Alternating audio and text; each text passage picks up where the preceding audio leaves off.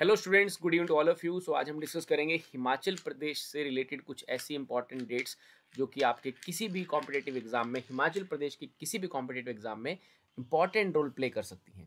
दोस्तों, आप सभी जानते हैं भारत आज़ाद होता है 1947 में। 1947 में इंडिया गॉट इंडिपेंडेंस और उसके बाद Himachal Pradesh came into existence on 15 अप्रैल 1948।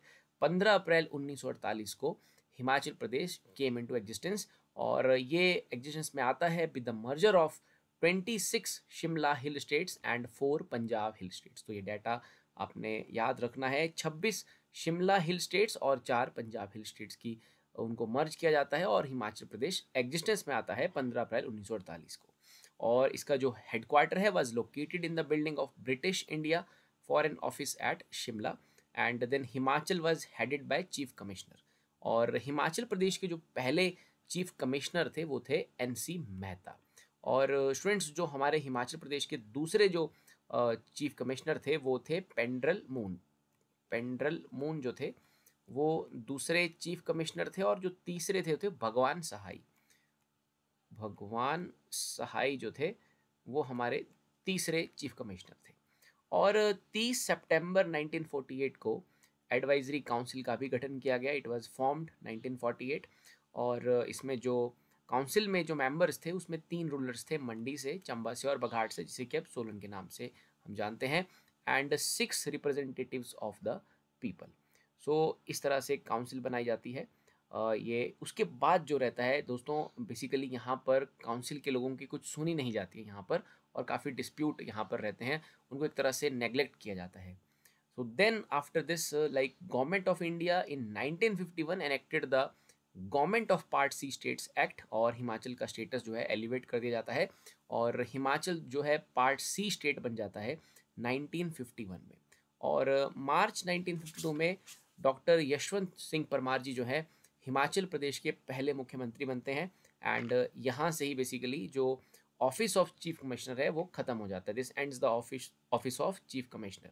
और 1952 में KL मेहता ICS वो हिमाचल प्रदेश के पहले चीफ सेक्रेटरी बनते हैं। 1952 में KL मेहता जी।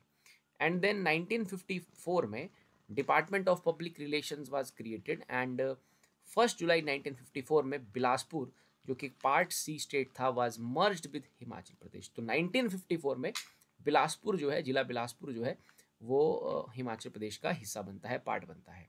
और 1 नवंबर 1956 को दोस्तों हिमाचल प्रदेश UT बनता है, यूनियन टेरिटरी बनता है।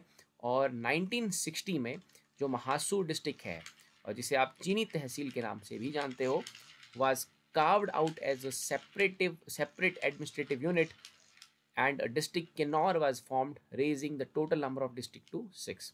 तो बेसिकली 1960 में किन्नौर जो है नया एक जिला बनता है जो कि हिमाचल प्रदेश में ऐड हो जाता है। और उसके बाद जनवरी 25 जनवरी 1971 को 1971 को हिमाचल प्रदेश जो है वो एक पूर्ण राज्य बन जाता है। इसलिए आप 25 जनवरी को जो है पूर्ण राज्य दिवस मनाते हैं।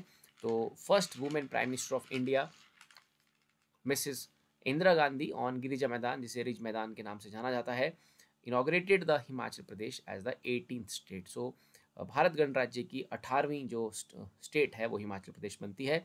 और उसके बाद कुछ और भी चीज़ें यहाँ पर आती हैं हिमाचल प्रदेश के एडमिनिस्ट्रेशन में। 1972 ऑन सितंबर 1972 हिमाचल प्रदेश में हमीरपुर और ऊना डिस्ट्रिक्ट्स आती हैं, were carved out of the Kangra district, while Shimla and Mahasu were reorganised to Shimla and Solan district.